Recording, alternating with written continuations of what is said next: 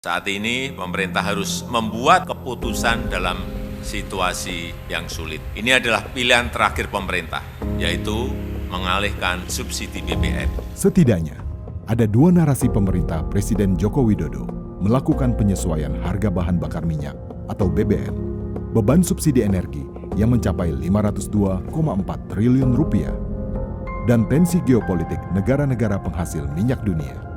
Nggak mungkin kita tidak menaikkan yang namanya BBM, nggak mungkin.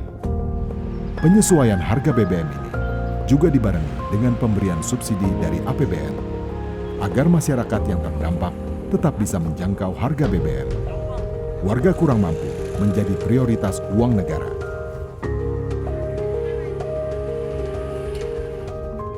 Sayangnya, 70% subsidi justru dinikmati oleh kelompok masyarakat mampu yang memiliki mobil pribadi.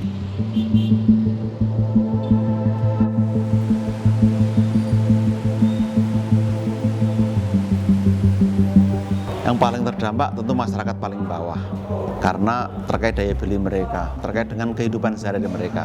Maka tadi kita beri bansos untuk mereka agar mereka bisa bertahan.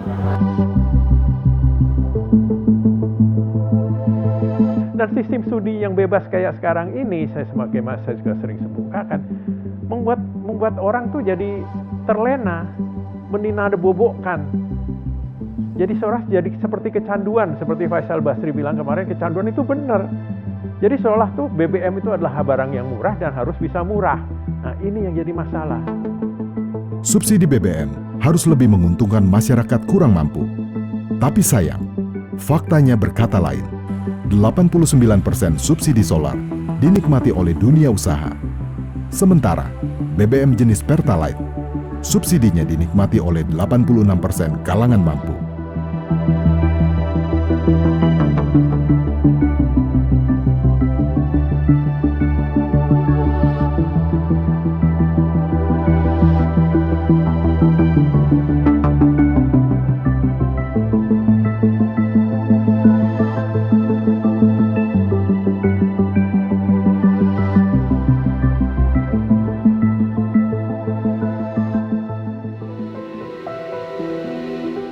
Enam dari 7 presiden di Indonesia pernah mengeluarkan kebijakan subsidi BBM di setiap masa kepemimpinannya.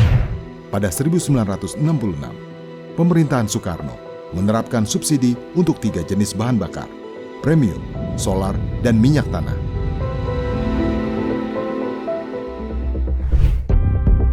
Jurnal The Habibie Center menulis, harga premium yang semula Rp0,30 menjadi Rp1 per liter.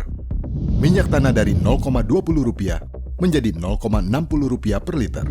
Sementara itu, solar dari Rp0,20 menjadi Rp0,80 per liter.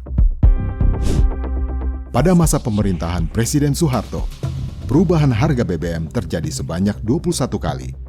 Pada awal pemerintahan, Presiden Soeharto menaikkan harga premium menjadi Rp4 per liter, solar Rp3,5 per liter, dan minyak tanah Rp1,8 per liter.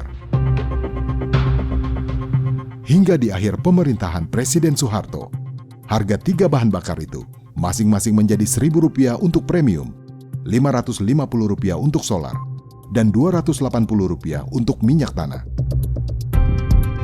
Dari awal kita produksi minyak, ya dari awal sebenarnya zaman Orde Lama, khususnya pada saat pada waktu itu setelah sekitar tahun 60-an tuh dinasionalisasi perusahaan minyak asing untuk distribusi, yaitu Shell dan Stanford. Stanford itu yang pendahulunya Exxon lah, ya Exxon. Waktu itu pemerintah udah bilang, kita kan banyak minyak, jadi semua rakyat Indonesia harus bisa menikmati minyak yang dihasilkannya dengan harga yang murah. Itu, jadi sebenarnya itu kan ada subsidi. Nah itu berlangsung lama dan waktu itu memang semua itu dibayar dari hasil minyak. Jadi nggak membebani APBN langsung, tapi dibebankan kepada pendapatan minyak. Minyak doang nih, gasnya nggak masuk. Sebuah kebijakan yang akan berimbas buruk saat Indonesia tak lagi bergelimang minyak. Nah ini berlangsung terus. Masa Orde Baru juga yang berlangsung 30 tahun terus, karena produksi kita naik terus. Bahkan pada mendekati masa reformasi pun tahun 98-99 produksi kita masih 1,6 juta barel. 1,5-1,6 juta barel. Padahal konsumsinya masih di bawah 1 juta, masih 800 gitu kan. Setelah masa reformasi itu berlangsung. Cuman produksi kimia kita setelah itu turun terus. Sedangkan konsumsi mulai naik terus. Sehingga saya rasa itu pada tahun 2004 mulai terasa. Saat B.J. Habibie menjabat presiden, tidak ada perubahan harga BBM. Tidak ada gejolak ekonomi global yang berdampak pada harga BBM.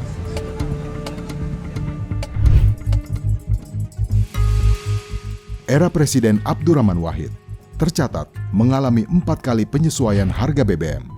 Harga premium menjadi Rp1.150 per liter, solar Rp600 per liter, dan minyak tanah Rp350 per liter. Pada masa pemerintahan Presiden Megawati, terjadi perubahan sebanyak 18 kali. Presiden Megawati mengakhiri masa jabatannya dengan menaikkan harga premium Rp1.810 per liter, solar Rp1.650 per liter, dan minyak tanah Rp1.800 per liter.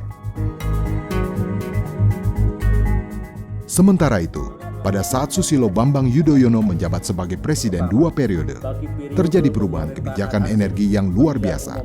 Presiden SBY menghapus subsidi minyak tanah dan mengkonversi ke gas 3 kg. Harga BBM pun naik. Premium menjadi Rp6.500 per liter, solar Rp5.500 per liter, dan minyak tanah Rp2.500 per liter. Presiden SBY pernah menurunkan harga BBM subsidi sebanyak 3 kali. Tapi pada waktu itu sistemnya kemudian berubah. Karena Pertamina udah jadi PT penuh, bukan perusahaan khusus pemerintah lagi, udah jadi PT penuh yang harus cari untung. Jadi sistemnya dirubah bahwa Pertamina tuh sekarang beli minyaknya pemerintah. Diproses, kemudian menyediakan BBM-nya, berapa kosnya. Kalau disuruh jual di bawah harga oportunitasnya, maka dapat ganti. Itulah subsidi. Makanya mulai dari itulah dimasukin dalam APBN. Ya kan? Mulai kelihatan. Begitu harga minyak goreng mulai kelihatan. Dan mulai terlihat banyak penyalahgunaan pada waktu itu. Karena waktu itu kita masih perlu ngasih. Padahal udah mulai negatif.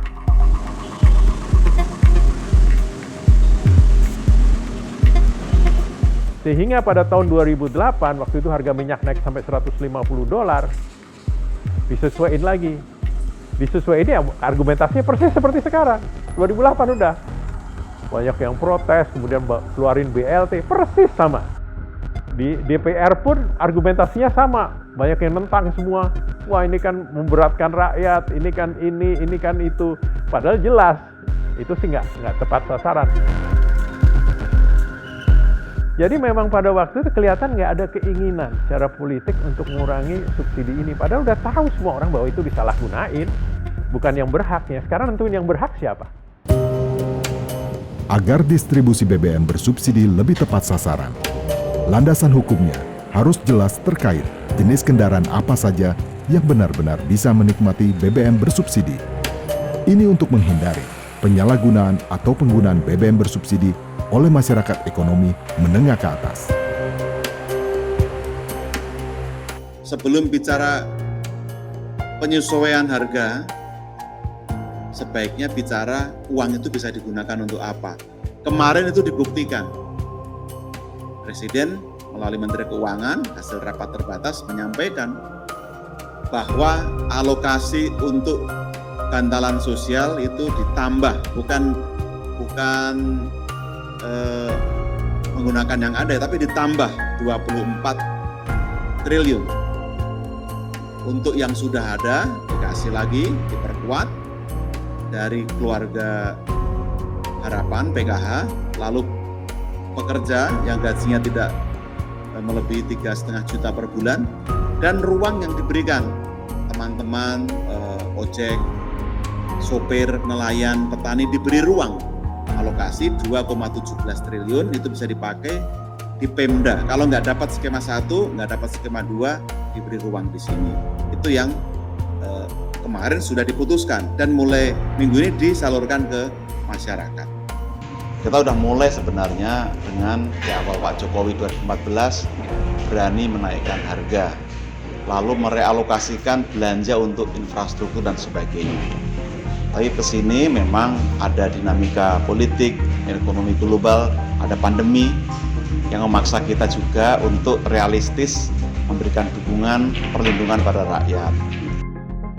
Nah sekarang rasanya sudah menjadi saat yang tepat ya, kita memikirkan lagi reformasi subsidi yang mengubah paradigma dari subsidi kepada barang menjadi subsidi pada orang. Bagi saya investasi besar kita adalah menjadikan ini sebagai bagian dari public virtue, keutamaan publik yang secara etis akan memberikan bekal pendidikan politik kewargaan yang baik.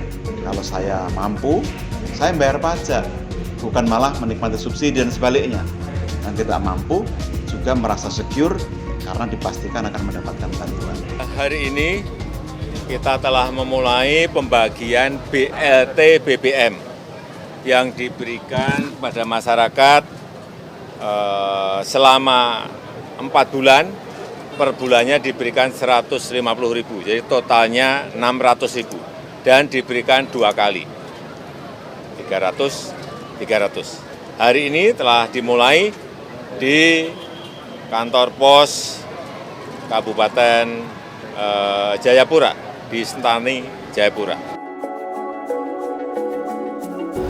Jadi pemerintah sudah punya program perlindungan sosial. Tahun ini ada alokasi sekitar 400 triliun. Itu yang diberikan secara rutin dengan berbagai skema dan sekarang ditambah. Bukan diambil dari yang 400 tapi ditambah. Ini juga bukan diambil dari yang subsidi 502 tapi ini alokasi tambahan 24 triliun tersebut. Yang untuk keluarga harapan itu 20,6 juta KK. Lalu untuk pekerja bantuan sosial subsidi upah itu sekitar 16 juta pekerja, lalu juga untuk yang ada di luar itu.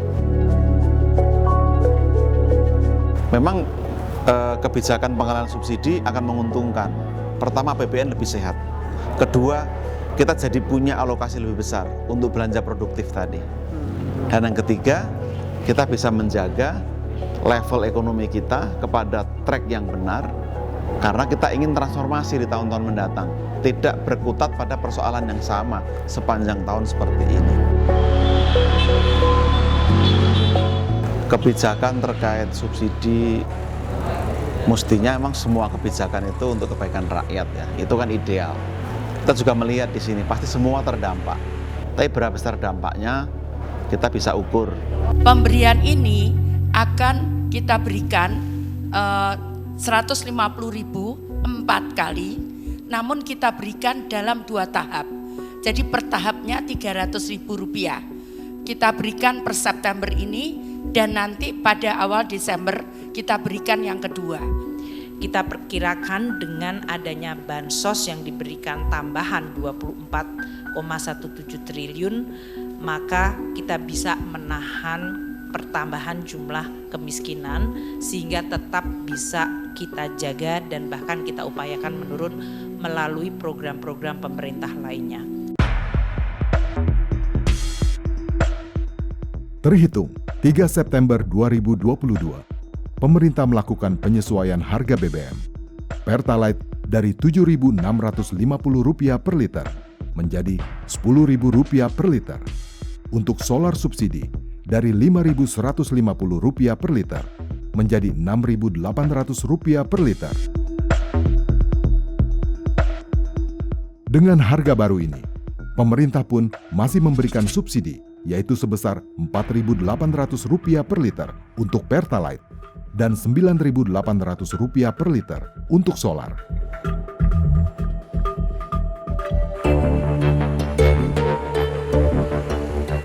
Alangkah bijaknya jika masyarakat dari kalangan mampu memakai BBM non-subsidi. Ini semata-mata untuk mengurangi beban APBN. Pada akhirnya, subsidi BBM ini harus tepat sasaran dan bagi kalangan yang mampu, harusnya memiliki rasa malu menggunakan BBM bersubsidi. Karena ada hak orang lain yang direbut.